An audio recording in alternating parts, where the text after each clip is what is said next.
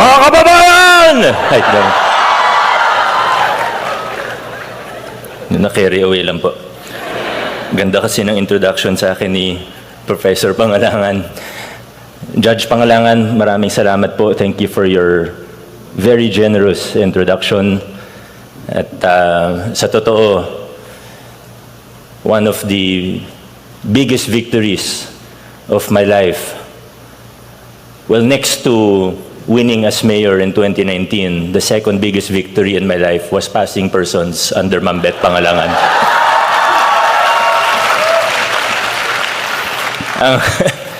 Ang pagkakamali ko lang, nag-enroll pa ako ng second year. Binaksak pa tuloy ako ni Professor Cassis.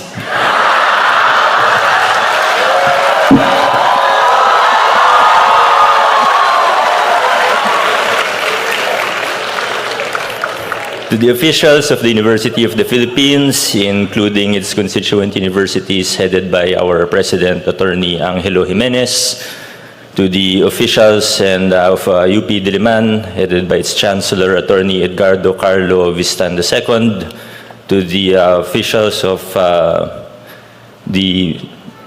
hindi ko na po isa-isa, ang haba po ng listahan. Okay lang po. Allow me to be a little bit irreverent and please allow me to dispense with the formalities. But of course, I have to thank all of the officials, faculty and staff of the university, especially of the College of Law, and most especially to another former professor and to our beloved Dean, Ma'am Gwen, maraming salamat po.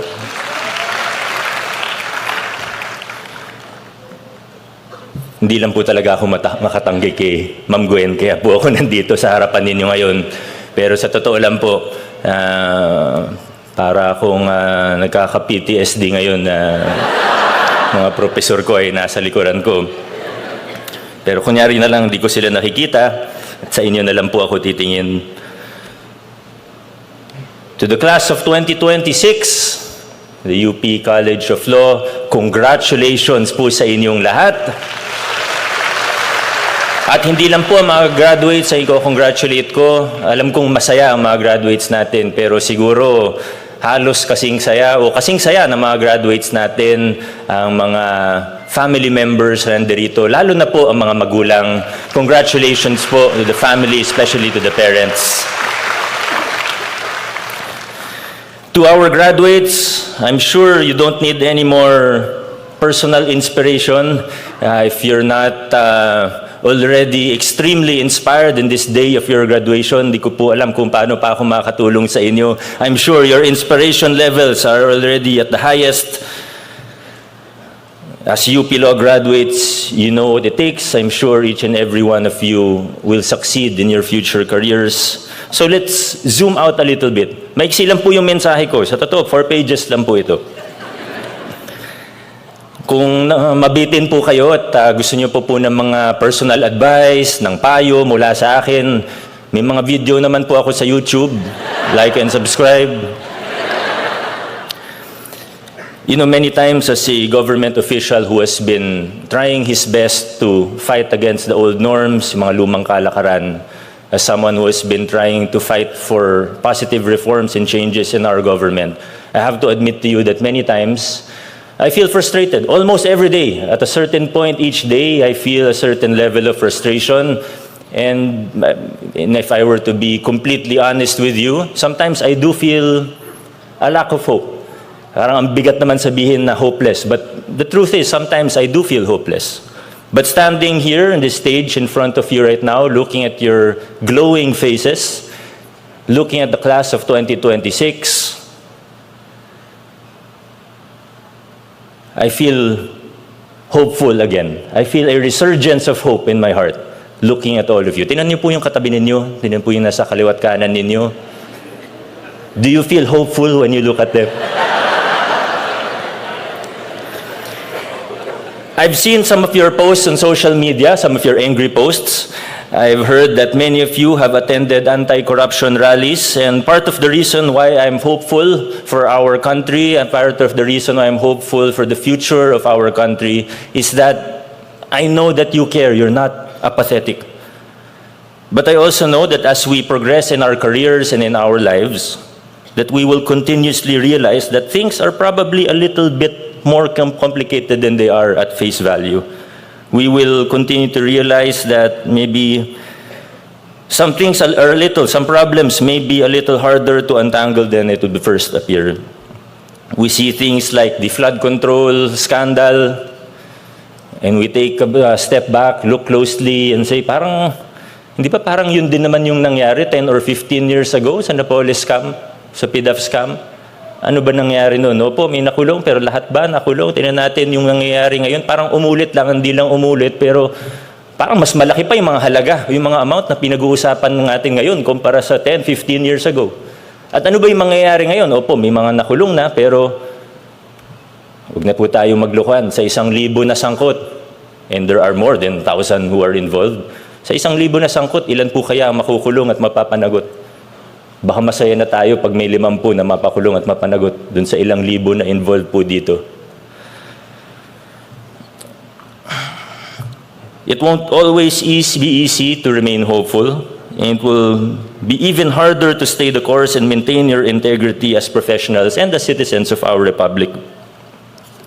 Alam niyo, pag nag-iikot po ako sa iba't ibang paaralan, ang pinakamadalas na tinatanong ko, kaya pag may mga bisita ako na estudyante o young leaders, may bisita sa akin, ang pinakamadalas nilang tinatanong, ay, Mayor, o Vico, paano ko hindi makakain ng sistema?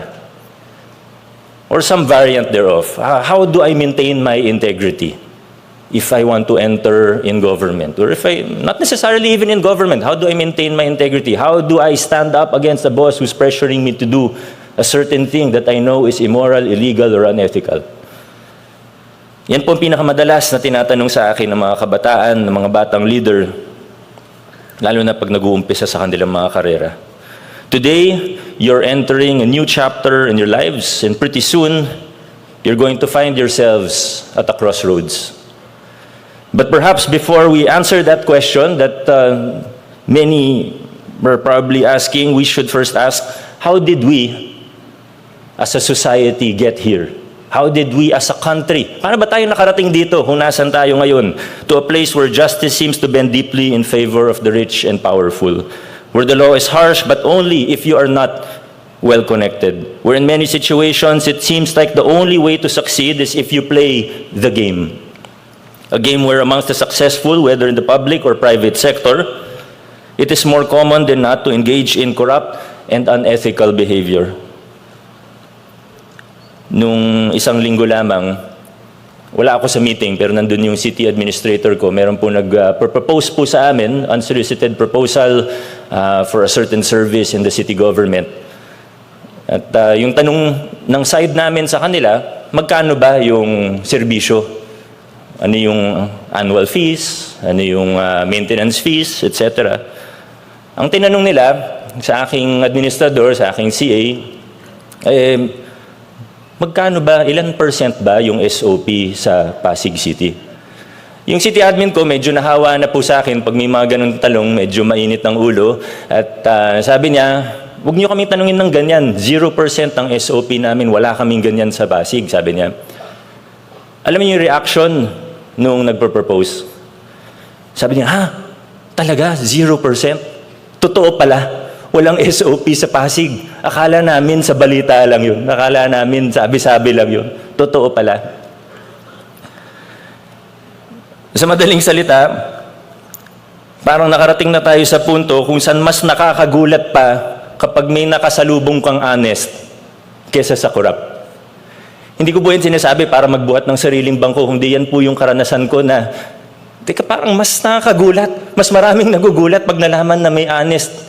Hindi lang na mayor naman, pero lahat ng mga, pag nalaman na yung department head, hindi nang hihingi ng porsyento, nagugulat yung mga kontratista, nagugulat. Mga nagbibigay ng serbisyo sa pamahalaan, nagugulat ng iba't ibang tao, lalo na yung mga sanay na. How did we get here? How did we as a society, as a government, as a country, get here? At ang totoo, madaling mamuna, madaling maghanap ng mali sa ating kapwa, mas lalong madaling mamuna pagka nakita natin yung mga mali, yung mga hindi magandang balita sa telebisyon, sa social media. At tama naman yun, di ba? Karapatan natin, tungkulin natin na sitahin ng mga public officials natin, lalo na. But before we aim to change society and the entire government, maybe we should look inwards first. Let's zoom in first. And maybe we should aim to better ourselves first. Sa Facebook, galit tayo sa korap. Pero pag may exam tayo, nandaraya tayo. There will come a time when you will have a boss, you work for a firm, or any other company that accepts as standard the practices of bribing judges, policymakers, regulatory agencies. There will come a time when you become part of a team, an office, a local government unit, where they say there is a standard operating procedure, an SOP, or an automatic kickback, maybe of 10%, 20%, or maybe more. If you run for public office, the veterans are likely to tell you that you will not win unless you buy votes. If you work for a private firm, perhaps the management will ask you to falsify a record, misdeclare your earnings, or otherwise engage in fraud and deceit. You may be asked or tempted to contribute to the ecosystem of disinformation, misinformation, or wherever life takes you, you will eventually be pressured by others or tempted by circumstance into crossing ethical boundaries, compromising your principles, and breaking your integrity. Now, let's go back. How did we get here? A society we could talk and debate for hours. Each of us, as many people as there are in this theater, will have the same number of opinions, different theories. But let's not forget that everything big started out as something small. Everything systemic, everything that has been institutionalized started out with one decision, with one small practice. Institutionalized ba ang kickback sa DPWH o rig bidding sa DPWH? Hindi naman po yan nagsimula na ganyan na siya, sistema na siya, institutionalized na siya. Nagsimula yan sa isang kontrata, nagsimula yan sa maliit na padulas, nagsimula yan sa maliit na bribe. And progressively, it got bigger and bigger. Sabi nga sa commercial, di ba, great things start, ano yung kasabihan? With small beginnings. Kung sino yung naisip niyong atleta, dun po makikita kung ano po ang edad ninyo. Yung mga nasa entablado ang naisip si Bea Lucero. Yung mga graduate, pareho po tayo, Carlos Yulo na ang naabutan natin. Now, the question is, okay, so ito na to. Nandito na yung malakihang korupsyon, nandito na yung malakihang problema ng ating bayan, yung mga lumang kalakaran na hindi nating matali-talikuran. What can I do? At paano? Muli po, habalik tayo dun sa unang tanong, paano ako makakasiguro na hindi ako kakainin ng sistema? Marami akong pwedeng sabihin, pero habang naghahanda po ako para sa mensahe na ito, sabi ko kanina maiksi, pero hawak ko na po yung mic, siguro mga 2 oras po tayo dito. Habang naghahanda po ako, meron akong nahanap na listahan na ginawa ko several years ago. I think I was already a mayor. I don't even remember what year I wrote this, but it's actually a list of things that serve as a reminder to myself. So you can adopt it or not, pero para sa akin, nakatulong po ito. These are 10 things, there are more, but these are 10 things that I have done and I try to continue to do that help me from being eaten by the system. And these are 10 things, but I'll read it in 60 seconds. I just want to put it out there. Number 1, preparation is more important than courage. Number 2, make a list of non-negotiables and review them regularly. Number 3, when in doubt, choose faith, conscience, and integrity over money, power, and ambition. Number 4, study cognitive dissonance and continuously identify how and where it affects you, your decision-making, and opinion-forming. Number 5, get out of your echo chamber from time to time. Number 6, check your ego every single day. Number 7, have people in your life who share the same or similar principles, values, and beliefs. Number 8, 8, allow said people to keep you grounded. Number 9, give these people the license to hold you accountable. And number 10, have a healthy level of respect, but also be willing to go against the status quo.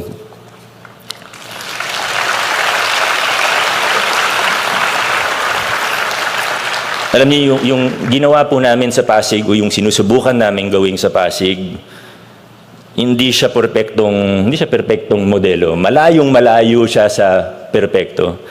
Marami rin kaming pagkakamali, marami akong pagkukulang, kapalpakan pa nga.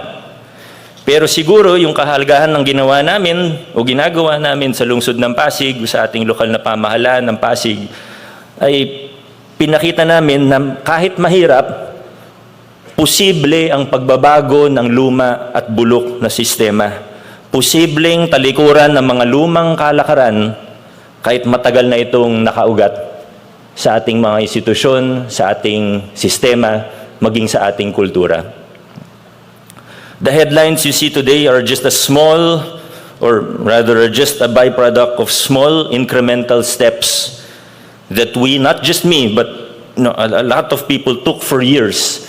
And many of the things that you see now, the successes that we have, that maybe you see me, but the reality is, a lot of the things that I was able to do till 2019, ay kasi may mga lumaban mula noong 2004, 2007, may mga nauna sa akin. They paved the way for me. The little things they did that maybe today no one would even remember, paved the way for me and for us now, starting in 2019. Whether you like it or not, you, the class of 2026, will determine the future of our nation. Will change be possible? Will we be forever trapped in this vicious cycle of inequality and poverty, of corruption and injustice? I'm sure that you and I are the same, that we believe that change is possible, that as a nation we can, we are, and we will move forward. Though sometimes it may be difficult to see, the trajectory of our nation is positive. It's upward. Patunay na lang dito. Kung nasa time machine ka, pwede kang mamili kung saan ka titira, 1896, 1945, 1986, or 2026. I think if we will be purely objective, isipin lang natin, quality of life para sa iyong sarili, para sa iyong pamilya, most likely you will choose 2026. And I think that's proof that the trajectory of our history and of our nation is upward. Ang tanong na lang, kung gaano ba tayo kabilis papunta dun sa mas magandang bayan, mas magandang sitwasyon para sa ating mga kababayan.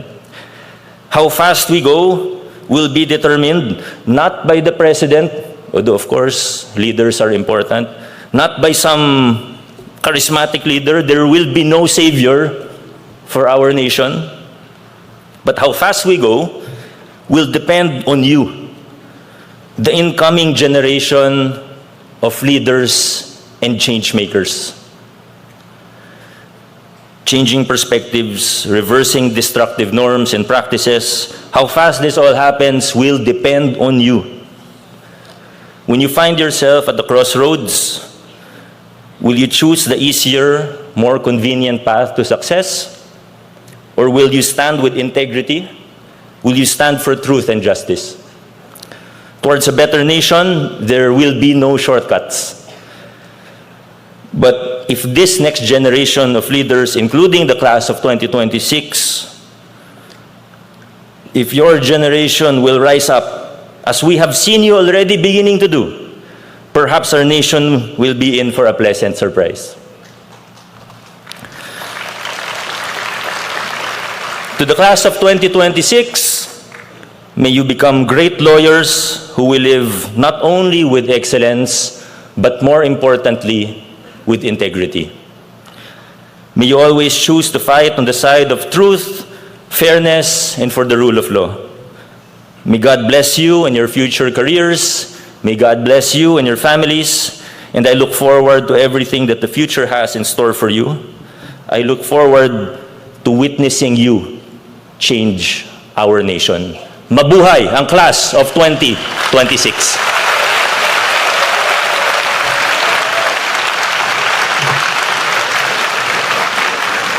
Maraming salamat, kagalang-galang Mayor Vico Soto. Inaanyayahan ko sina Decano de Vera, Chancellor Edgardo Carlo Elvis Tan II, at Pangulo Angelo A. Jimenez na ipabatid ang taus-pusong pasasalamat ng kolehiyo at ng universidad sa pagdalo ngayong hapon ni Mayor Vico Soto.